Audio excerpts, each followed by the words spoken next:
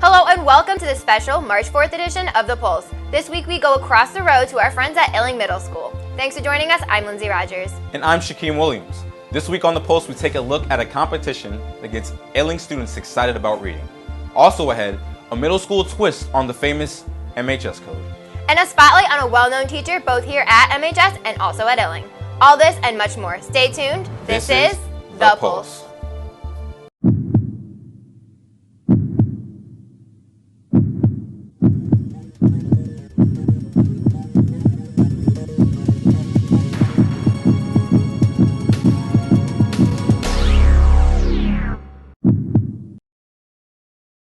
A duel has captivated the library of Illing Middle School, a battle so rare it only happens once a year.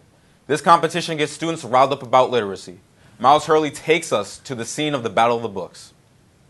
It's a race against the clock. Who will buzz in first? Illing Middle School students challenge each other during the very competitive and highly entertaining Battle of the Books.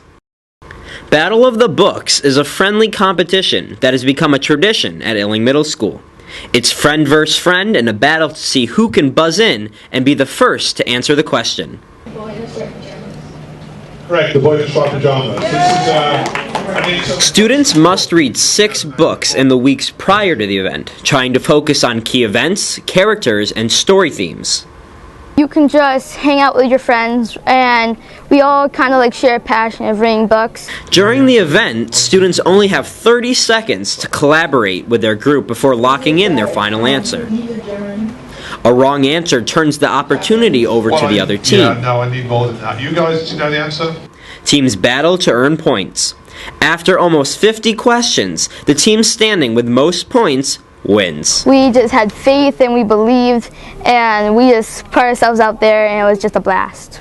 Behind the scenes, a tremendous amount of work is put into making this competition such a success. Mr. Rippington, a librarian at Illing, has been running Battle of the Books since its inception in 2011. Well, the biggest obstacles is the work involved. We obviously have to read a lot of books and create questions from a lot of books. We also needed some equipment. I needed to buy a buzzer system, so again to make it like a game show and fun. Not only do students have fun and enjoy the competitive atmosphere, but they also learn important skills in preparation for the event. They learn close reading, attention to detail, and teamwork. Battle of the Books has been an intriguing way for students to gain interest in literacy while also invoking some friendly competition. From Illing Middle School, this has been Miles Hurley reporting. The final round in April will determine the overall winner. Good luck to all the Illing teams. Student resource officers watch and monitor students' behavior inside and outside the school. How exactly does Officer Stacy Forish manage this responsibility? Ben Mashinsky gives us the story. Manchester is a town where more than 60,000 people live, happily and protected. However, the comfort citizens experience is often taken for granted. In a learning environment, many people have failed to recognize the student resource officers, the ones partly responsible for Manchester being in the top 45% of safest towns in the state of Connecticut. With eyes all over the building, Officer Forish makes sure students are acting appropriately and not making any decisions that could either put themselves or other students in harm's way. SRO basically in our town in Manchester, we really try to be out in the community, get to know the kids in a positive light, so that when we do have to deal with them, sometimes in a negative light, they're more familiar with us and there's more of a comfort level. Because of Officer Forish, the students at Illing Middle School feel much more protected and even more acknowledged than in past schools. The first time I came here, she introduced herself and she was real friendly to me. As an SRO, how students think of you is everything. Because I try to be in the hallways a lot and I try to make it into their PE class or into the lunchroom and have normal conversations with them. Thanks to Officer Forish and the other SROs of Illing Middle School and the Manchester community, our town is now safer than it could ever be. From The Pulse, this is Ben Mashinsky reporting. Officer Forish wants all students, both at IMS and MHS, to know that bike theft is known to happen in any community. Students should know that any method of transportation used to get to school, such as a bike or a skateboard, should be locked and secured while in school. Okay, MHS, the fan favorite of MHS code. However, this edition is not a rant, rather we wanted the opportunity for Illing students to get some anxiety out of their system about the high school world. Kaylee Feshler gets some questions from inquisitive 7th and 8th graders. When you were in middle school, what did you think high school was going to be like? We got the chance to gather questions from Illing students to ask our very own MHS students about their high school experience. Hi, my name is Neve, and my question is, how big are the lockers in Manchester High School? Hi, Neve.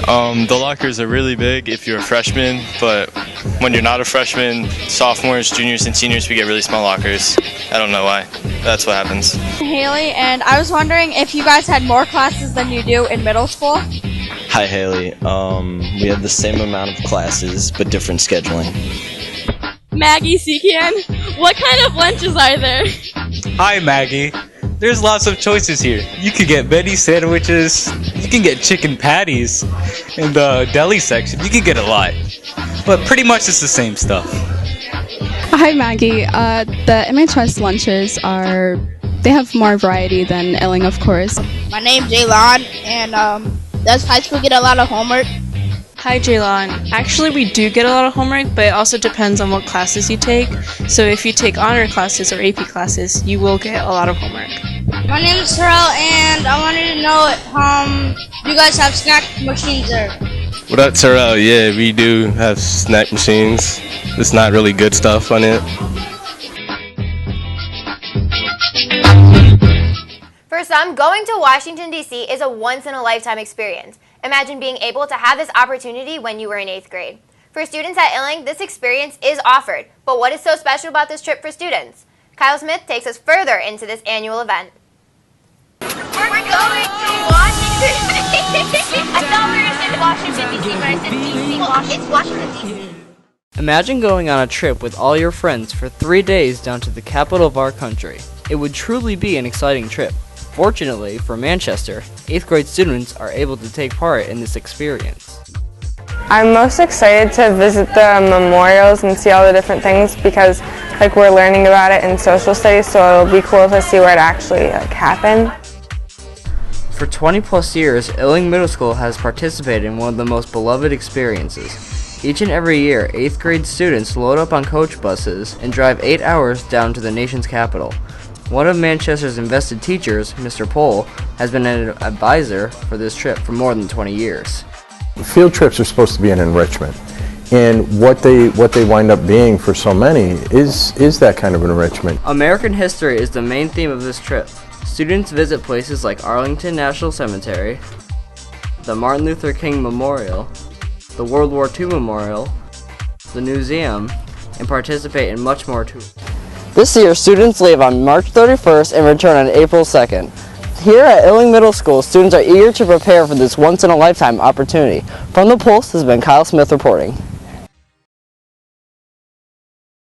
Going to the nation's capital is truly something to never forget. I remember going to Washington when I was in 8th grade. It was one of my favorite experiences. Have fun this year, 8th graders. We hope it will be everything you expected and more. When people hear the word teacher, they may have a preconceived idea of Professor Snape. Oh man, that's funny. Maybe not that bad, but teachers are always looking for engaging ways to allow students to experience and learn. A teacher we spotlight today does this very well. David Mazzata brings us the story on a very special teacher. Room 100A is one of Jason Falero's favorite rooms. The room is comfortable, so I think it helps me work harder. The reason? Mr. Parker. I think he's a great teacher. There's such thing as listening to a song and hearing a song. So I really want you to listen to it, not just hear it. His teaching style is different. Rather than shoving information down his students' throats, he uses music and poetry to send powerful messages to all of his students. A lot of deep content in lyricism, a lot of deep content that's just as good as a book that you could crack open. Dream big, but having dreams ain't enough for you. You need to recognize that when you dream, you sleeping too. Mr. Parker has also teamed up with a high school teacher, Mr. Lopez, in order to provide a unique experience for students outside of the classroom. Every Friday, he runs an open mic session for students to share their own poetry and music. We started it in here, got so packed, it was breaking fire code, so it wasn't safe to have it in here. They gave me the gym and the media center, so now we go up there and we rock it out for open mic. Whether it's an open mic session with over 100 kids or sharing unique poems with his students, Mr. Parker is setting an example for all teachers to follow. From Illing Middle School, this has been David Mazzata, The Pulse. Mr. Parker is for sure a teacher who leaves his footprint both inside and outside the classroom. Although this is an Illing-themed edition of The Pulse, we could not continue without sharing some very exciting news here at MHS. Senior Jordan Fletcher became a state wrestling champion in his weight division, the first MHS state champion since Alex Dixon in 1990.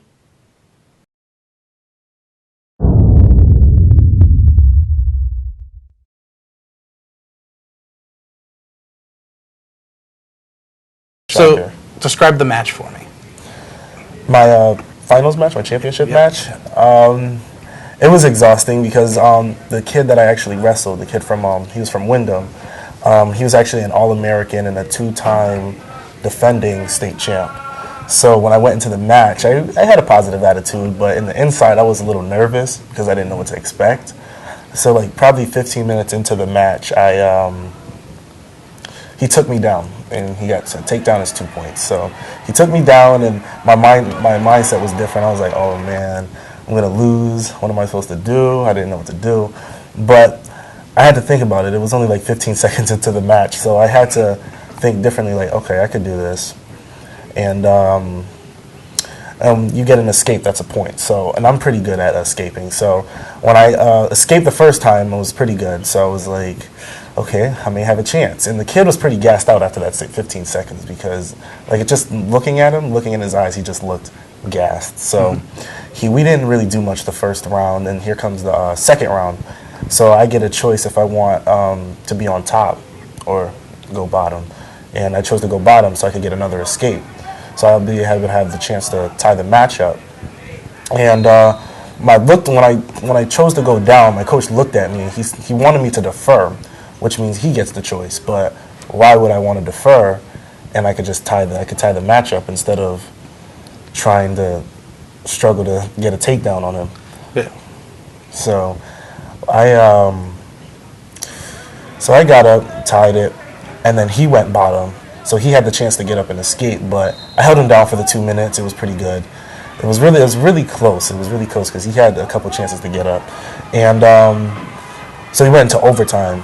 And overtime was about a minute, and we didn't really do much for that minute. There was really nothing serious that went on, and so we went to double overtime.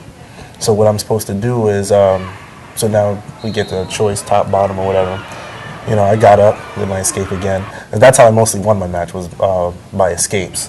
So he couldn't take me down. 30 seconds was up.